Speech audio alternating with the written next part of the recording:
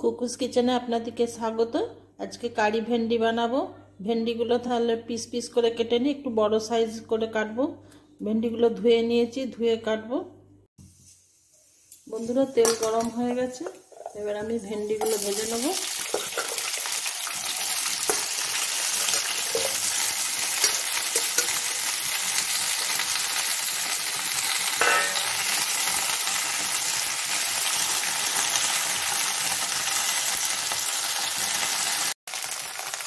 এটা ভাজা হতে হতে আমি এখানে কারিটা তৈরি করার জন্য দই নিচ্ছি।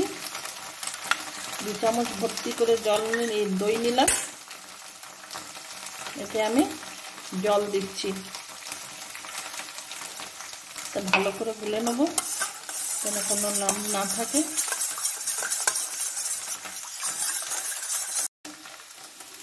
এক চামচের মতন বেসন দিচ্ছি, এটাও ভালো করে মিশিয়ে নিচ্ছি।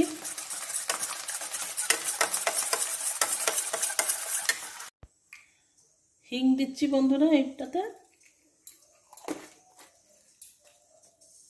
আচ্ছা, অল্প ঝাল দিচ্ছি, এটা আপনারা নিজেদের মতন করে দেবেন।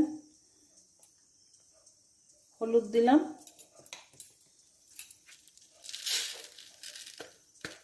চিনি দিচ্ছি,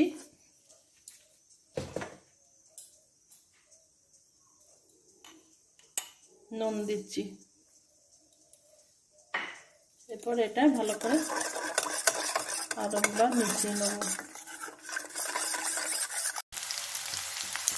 বন্ধুরা, নুন দেওয়া হয়নি, নুনটা দিলাম, অল্পই নুন দিলাম। এরপরে এগুলো তুলে নেব।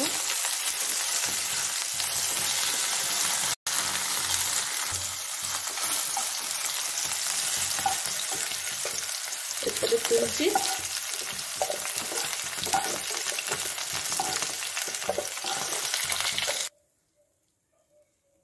ওই প্যানেই আমি অল্প তেল দেবো, বেশি দেবো না।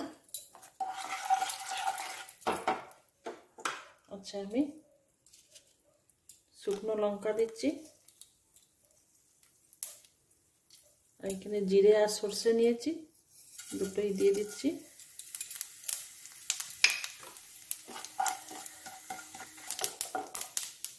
আচ্ছা, আমি একটু কারি পাতা দিয়ে দিচ্ছি। যে ব্যাটারটা তৈরি করে রেখেছিলাম এটা আমি দিয়ে দিচ্ছি। গ্যাসটা বাড়িয়ে দিলাম।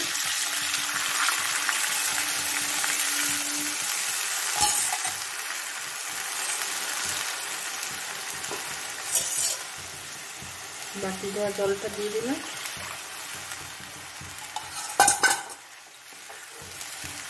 এটা আমাকে একটু নেড়ে দিতে হবে।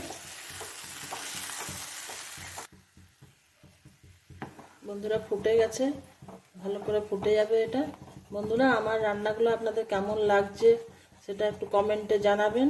যদি ভালো লেগে থাকে তাহলে শেয়ার অবশ্যই করবেন আপনার পরিচিতদের মধ্যে, তাহলে আমি খুব তাড়াতাড়ি অন্যদের কাছে পৌঁছতে পারবো। আর লাইক দেবেন, নতুন বন্ধুরা সাবস্ক্রাইব করবেন।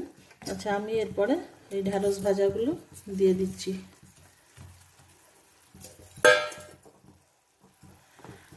এটা গ্রীষ্মকালের দিনে একটি অনবদ্য খাবার। এটা রাজস্থান, গুজরাট সাইডে কারি খুবই প্রচলিত একটি খাবার। কারি পকোড়া, কারি ভেন্ডি।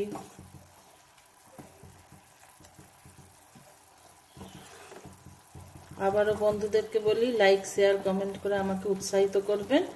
আর আমার সঙ্গে এতক্ষণ থাকার জন্য আপনাদেরকে ধন্যবাদ। আমার রেডি কারি ভেন্ডি।